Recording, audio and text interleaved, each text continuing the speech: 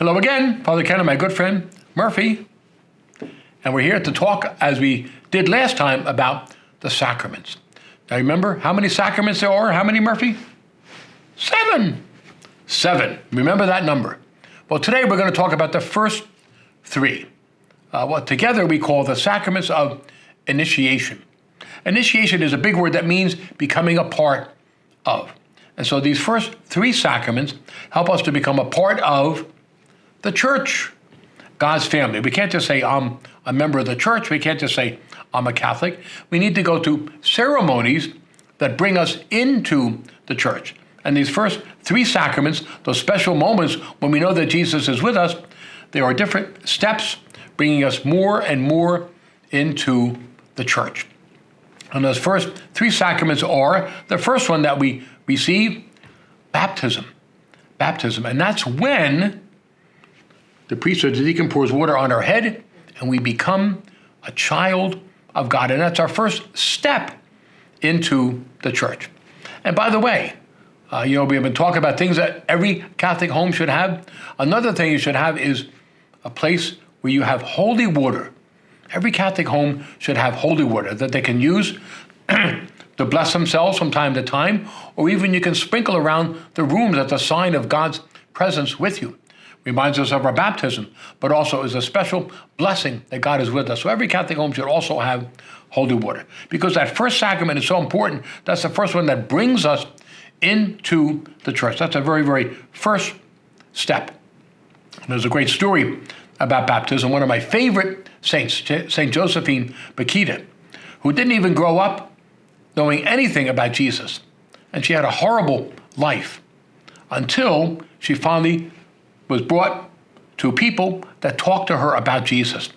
And she fell so much in love with him that she wanted to become Catholic, and she was baptized.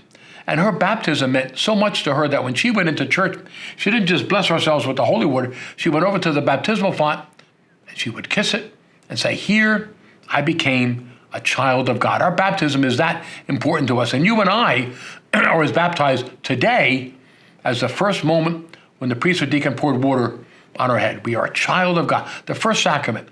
The second one we don't receive until we're older, and so we can sometimes forget the connection between the two, but that's the sacrament of confirmation. Remember we talked about the Holy Spirit coming down upon the apostles? Well, our Pentecost is when we are confirmed.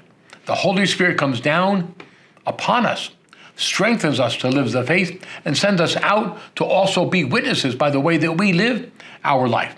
Imagine if all Catholics proudly confirmed, showed other people their faith by the way that they lived. So confirmation completes our initiation by giving us the Holy Spirit and sending us out to be witnesses of the faith.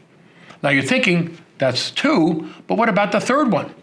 Well, the third one is one that we always receive between the 2, but baptism and confirmation are kind of connected. So what is the third one that's in there? And that's Holy Communion. Holy Communion. And I know we may be thinking, well, why is that a sacrament of initiation? Well, think about it.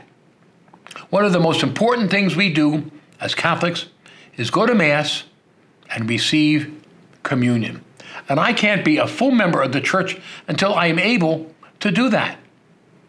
I can go to Mass, I can be a part of it, and that's wonderful, but until I'm able to go up and receive the body of Jesus, I'm not yet a full member. So that's why it's one of the sacraments of initiation. I'm not a full member until I can do one of the most important things that we do as Catholics. So those 3 sacraments together.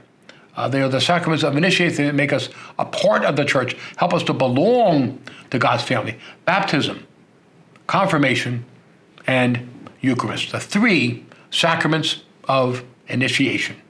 God bless. We'll see you next time.